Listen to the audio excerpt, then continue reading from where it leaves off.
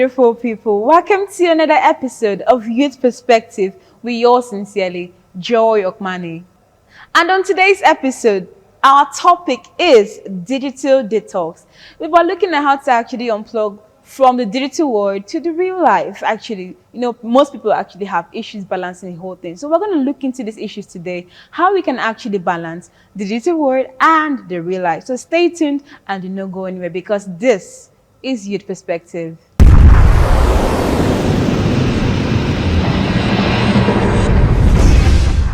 Okay, beautiful people. Like I mentioned earlier, today we are talking about digital detox or detox digital, whatever you want to call it, yes. And of course, as usual, I can't do this alone. I have with me a very beautiful, fine girl. Oh, this girl is fine. Her name is Treasure. Hi, Treasure. How are you? Hi, I'm fine. How you doing? Very fine, thank You you. good? Yes. Are you ready to? I'm good. I'm Of fine. course, you are good. You look good. Oh gosh, please don't make me blush.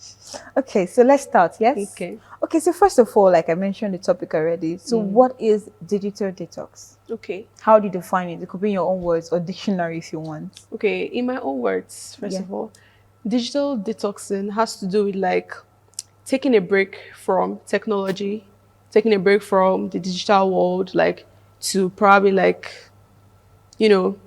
have your own space, probably take care of your own self, mental health and all of that.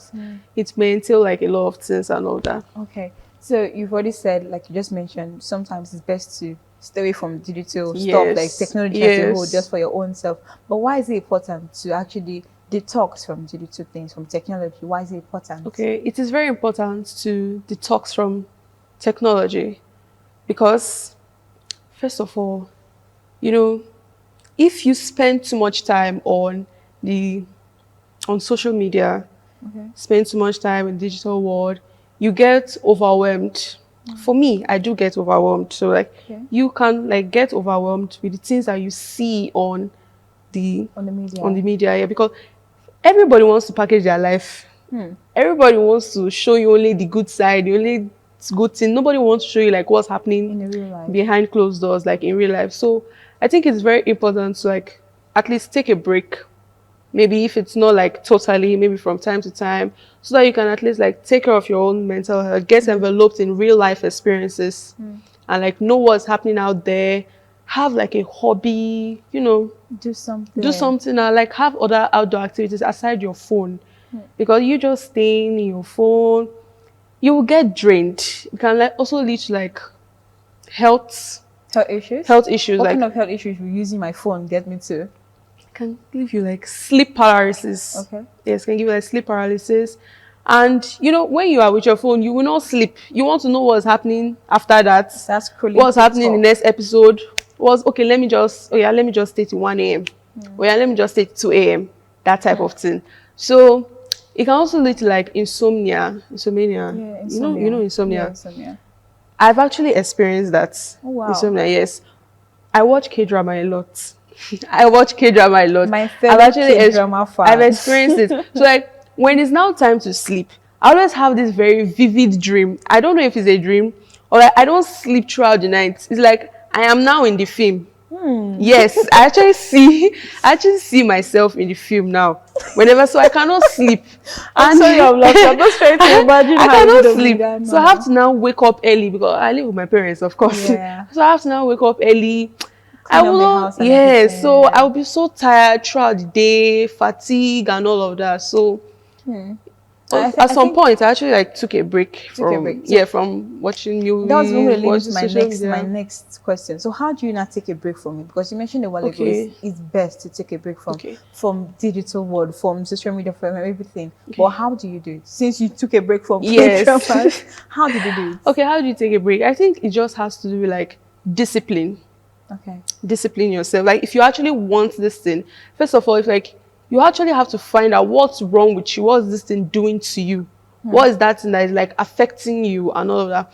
So you can take a break by scheduling activities, putting time limits in your phone. I think there are apps that actually do that, like freedom apps and all of that. So you can actually set time limits for when you come to the phone. Maybe it could be weekly, weekends, just like go outside, experience nature, at least breathe a bit, breathe a bit, like communicate with people, just like, you know, strike up conversations with people. So I think you can take a break by just like setting time limit to your phone. It could also be discipline. If you are disciplined enough and determined, yes, so you can actually do that on your own. Yes. Okay, that's a nice one. Okay, how do I now balance it? Okay, oh, don't mind me, but they said we'll talk about balancing already. Yes. But so how do I now do this? How do I sustain a communication? How do I sustain communication with people? How do I sustain friendships, relationships? Because I believe in a way, somehow, digital has actually come. Yes, it has come for good. We actually use it a lot in our everyday life. Every moment we need it one way or the other, because this era we need our phones, we need our tablets, we need technology. We need technology for We're even everything. holding one right now. We need technology. Do you understand? So how does this actually come to affect relationships and friendships? How does it affect it?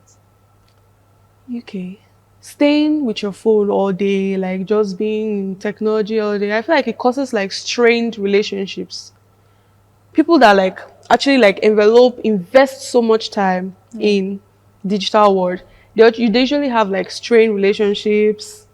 They're not usually able to strike up conversations. Like there's always this awkward moment between them and another person in the room. Like imagine you are with somebody and the person is just pressing their phone all day. Yeah, just pressing their phone all day, and then maybe any little conversation you will not have, there will not be like an awkward laugh to end. You will not even know how to like maybe wiggle your way out to another conversation, lead it to another conversation. So I think it causes strained relationship, and also lack of communication can like cause strained relationship too. It can also like lead to lack of communication, and then misunderstandings, probably like among married couples. They don't have like, aside from husband come from work, wife will come from work, and then you just press your phone.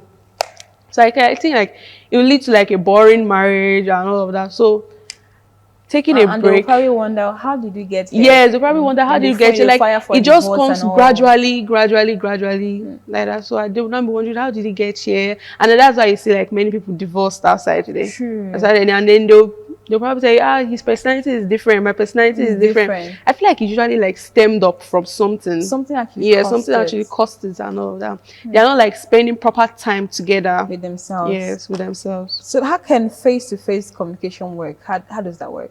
Face-to-face communication. How does connectivity actually make the relationship better? Okay, face-to-face communications.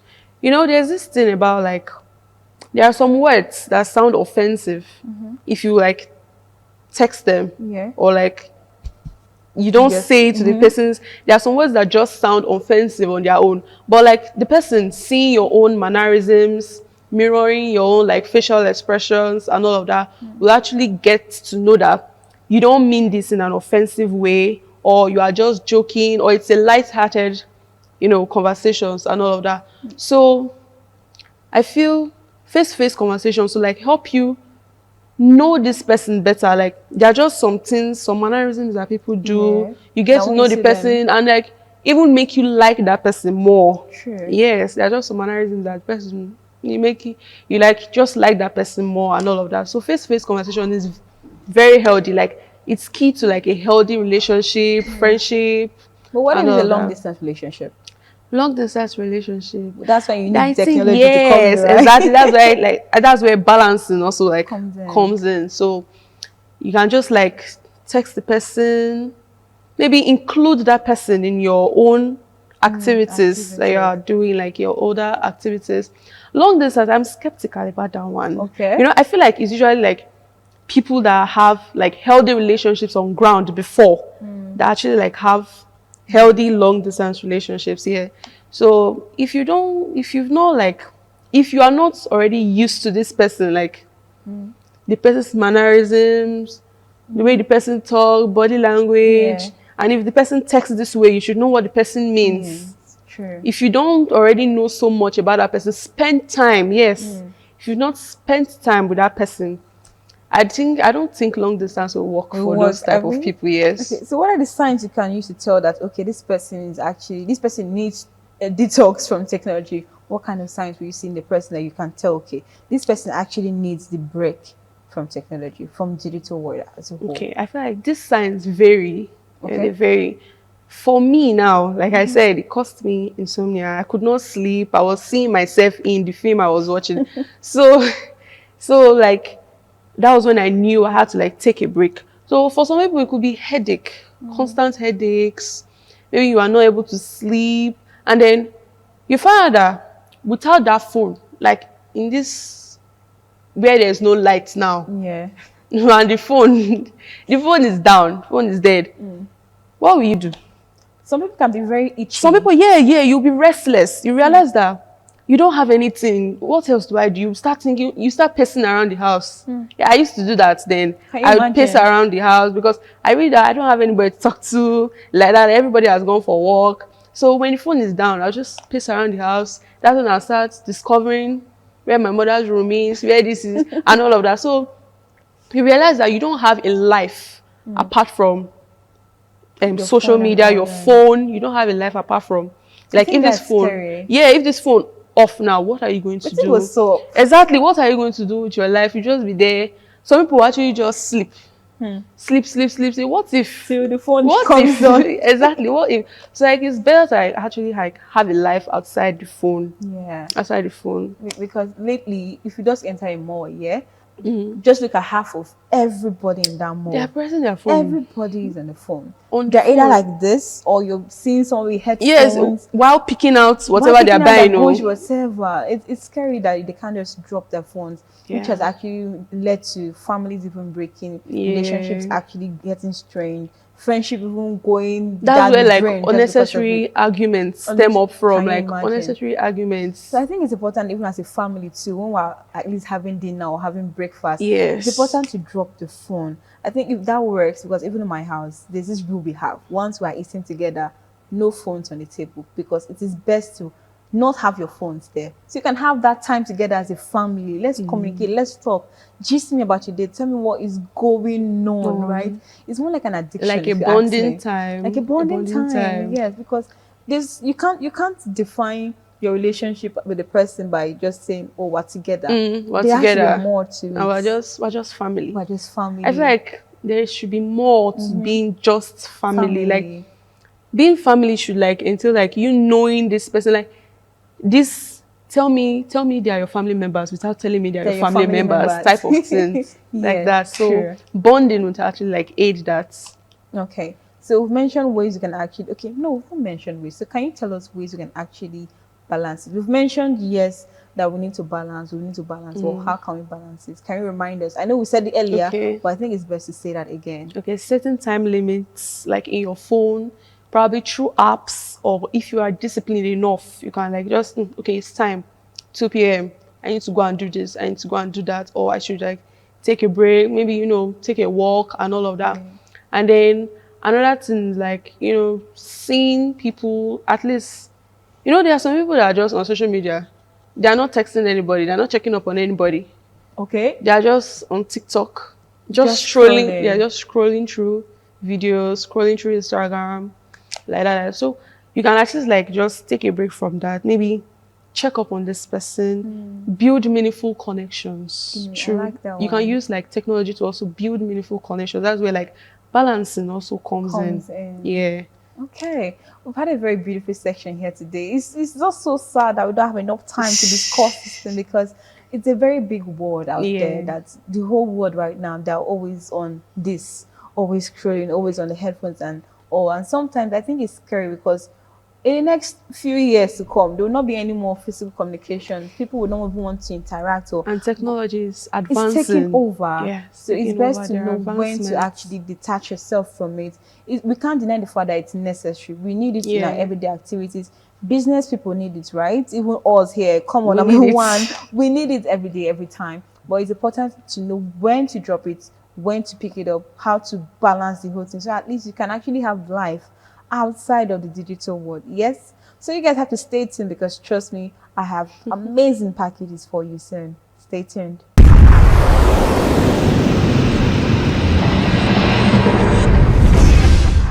Of the 7 billion people on Earth, roughly 6 billion own a cell phone, which is pretty shocking given that only 4.5 billion have access to a working toilet. So how are these popular gadgets changing your body and brain? If you're looking down at your phone right now, your spine angle is equivalent to that of an 8-year-old child sitting on your neck, which is fairly significant considering people spend an average of 4.7 hours a day looking at their phone. This, combined with the length of time spent in front of computers, has led to an increase in the prevalence of myopia or nearsightedness in North America. In the 1970s, about 1/4 of the population had myopia, where today nearly half do, and in some parts of Asia, 80 to 90% of the population is now nearsighted. And it can be hard to put your phone down. Take for example the game Candy Crush. As you play the game, you achieve small goals, causing your brain to be rewarded with little bursts of dopamine, and eventually you're rewarded in the game with new content. This novelty also gives little bursts of dopamine and together create what is known as a compulsion loop, which just happens to be the same loop responsible for the behaviors associated with nicotine or cocaine. Our brains are hardwired to make us novelty seeking, and this is why apps on our phones are designed to constantly provide us with new content, making them hard to put down. As a result, 93% of young people aged 18 to 29 report using their smartphone as a tool to avoid boredom, as opposed to other activities like reading a book or engaging with people around them. This has created a new term, nomophobia, the fear or anxiety of being without your phone. We also see a change in brain patterns. Alpha rhythms are commonly associated with wakeful relaxation, like when your mind wanders off, whereas gamma waves are associated with conscious attentiveness. And experiments have shown that when a cell phone is transmitting, say during a phone call, the power of these alpha waves is significantly boosted, meaning phone transmissions can literally change the way your brain functions. Your smartphone can also disrupt your sleep. The screen emits a blue light which has been shown to alter our circadian rhythms, diminishing the time spent in deep sleep, which is linked to the development of diabetes, cancer, and obesity. Studies have shown that people who read on their smartphone at night have a harder time falling asleep and produce less melatonin, a hormone responsible for the regulation of sleep-wake cycles. Harvard Medical School advises the last 2 to 3 hours before bed be technology-free, so pick up a book before bed instead. Of course, smartphones also completely change our ability to access information, most notably in poor and minority populations. 7% of Americans are entirely dependent on smartphones for their access to the internet. A 2014 study found that the majority of smartphone owners use their phone for online banking, to look up medical information, and searching for jobs. So while phones are in no way exclusively bad and have been part of a positive change in the world, there's no denying that they are changing us.